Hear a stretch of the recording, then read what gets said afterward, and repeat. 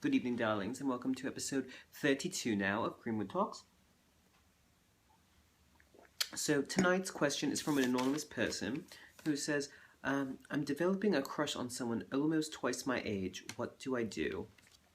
Well, darling, this is a perfectly normal and natural thing to be going through, so you don't have to fret about doing it on your own.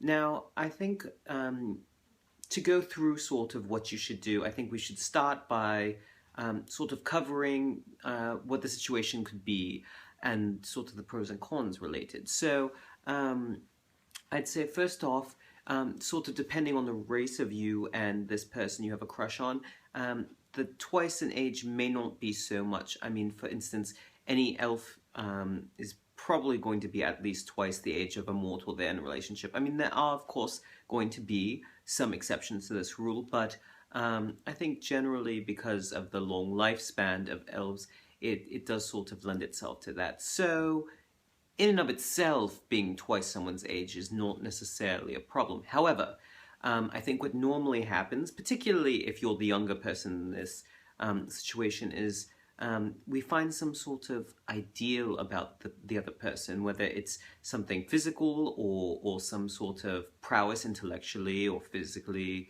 something of that nature. I think when you see someone who meets that ideal of what you're looking for in a partner or what you want to be, I think it's rather natural for us to sort of develop some sort of feelings as a result. And there's nothing wrong with that. It's perfectly normal, natural. I think sort of how you proceed with that, of course, is where it's going to come into it being a problem or not.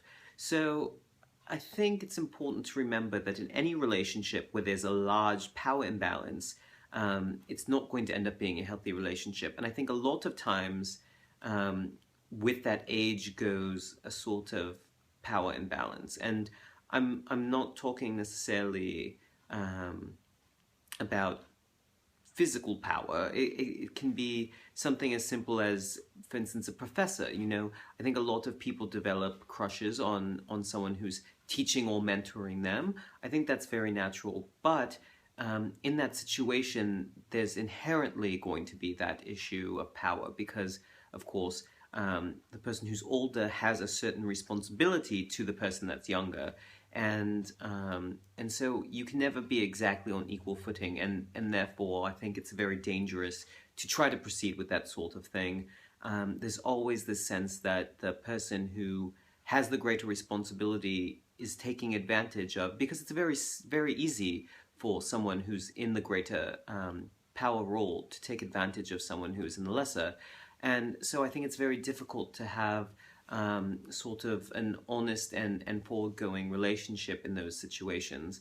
I think you should really proceed with caution if you're looking to actually instigate a full relationship. Now, I do notice you didn't say anything about that. You may in fact be trying to avoid going down the route of really developing deep-seated feelings, which I think with many crushes that's a very important thing to remember to do. So, since most crushes tend to be these sort of idealizations of the other person, I think it's natural for, particularly once you get to know the other person, for them to either go away or them to develop into something further. So, if you're trying not to develop further feelings, then I would say it's probably best to sort of look at them more as an equal, try to sympathize with some of the things that they're going through. And I think it's very easy to sort of look past, whether it's on purpose or not, some of the flaws of that other person, whether you just haven't been exposed to them yet, or if you're actively trying not to look at them or excusing them in some way. I think then it's very easy to see them as this shining goal of what you're looking for. So for that, I'd say try to find out more about them and look at what their weaknesses are. You know, I think it's easy to just see all the good and not the bad. And of course, it's easy to do the opposite as well. So, you know, I think we should try to be fair in our judgments in these situations and look very realistically. And it can be very difficult, particularly if you have started to sort of develop those feelings, to really take a step back and look at where they may be coming from and really the root cause. I think if you can sort of discover that, it's very easy to sort, well, easy is not the right word, but it's much simpler to sort of break it down and decide a plan of action after that. So if you're trying to get rid of those feelings, you know, that's going to be a very different sort of thing than if you're trying to sort of pursue the person. And of course, it also depends on where the other person stands. I always feel like it's best to be open and honest if there are true feelings involved. Even if you know nothing's going to come of it, it's always best to sort of let the other person know. Even if they're a friend, I think it's best to always be very open and communicate, because then there's never any misunderstandings and you're less likely to get your feelings hurt, they're less likely to hurt your feelings, and vice versa as well. So really just be honest with this person if there's an opportunity. I think sometimes with professors, if it's just sort of a passing sort of interest, then you may not need to tell them. In fact, it may be detrimental, but it's good to be aware that you have these feelings. It's very good that you've recognized this. And, you know, I would just be very cautious about sort of your reactions and what you're allowing yourself to do as far as when the other person's around. And I think people will act differently also when they know about your feelings.